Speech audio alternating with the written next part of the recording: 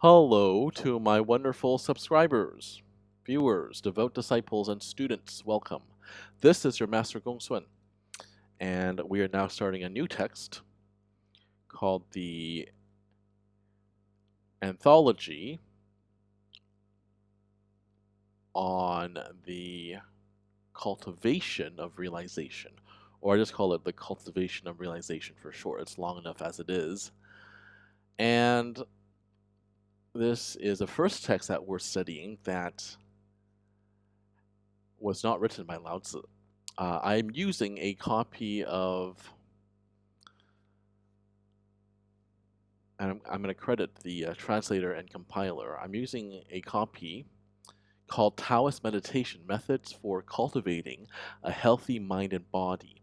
And it's translated and compiled by Thomas Cleary, who I think is very talented, did a top-notch job here. All right, now we're going to continue with Chapter 3 about heaven and the earth. Let us begin. Heaven produces, earth develops. They are our universal father and mother. And this is definitely true. I mean, in the Chinese language, we say Tian Di Fu Mu. So Tian is the heaven, Di is the earth. Fu is your father, Mu is your mother. So Tian is your Fu. So the heaven is your father, and Di is your Mu. The earth is your mother. And this is such an important concept that it permeates throughout Chinese culture. The entire culture has lots of sayings that has to do with Tian Di, or heaven and earth. For example, in Chinese funerals, not funerals, rather, well, funerals too, but especially weddings. First, when a couple, before they get married, they have the ceremony involves them bowing to different things. So the first thing they do is, number one, yi bai tian di. So they actually have to give thanks to the heavens, the father, and the earth, the mother, right? And then they actually, number two, er bai gao tang. Gao tang is a fancy word for your actual biological mother and father, if they're there. This is a way of thanking them for having raised you and done all the hard work in rearing children.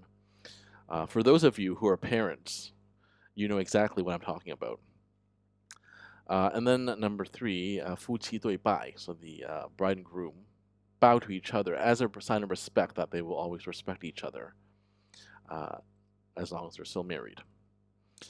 Okay, let's continue. Earth is still, whereas heaven is active. That's right. So because the heavens is actually right here. This is the what we call the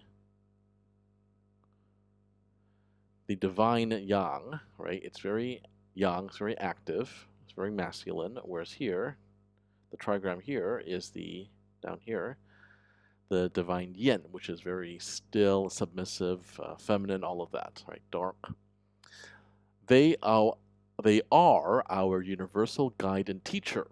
The past sages were the children of heaven and earth. The future sages are kindly descendants of heaven and earth.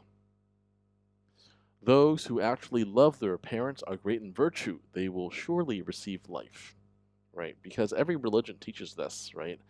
If you are a Christian or a Jew, then of course you have to adhere to the Ten Commandments.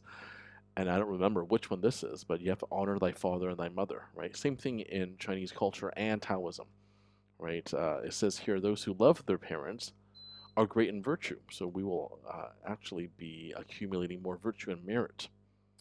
Those who actually respect their teachers learn from the ground up and arrive at the peak. Now, what does that mean? You can tell me what that means.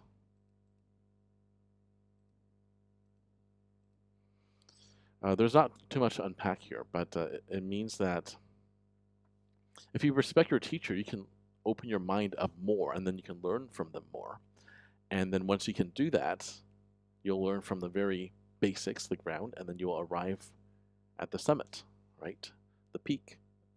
And that is a physical representation of your internal journey, of how if learning at the very beginning is starting at the very bottom of a mountain. Then you will transcend the mountain and arrive at the peak once you have mastered your field. All right, this has been your Master GongSun. As usual, keep living in alignment with the Tao.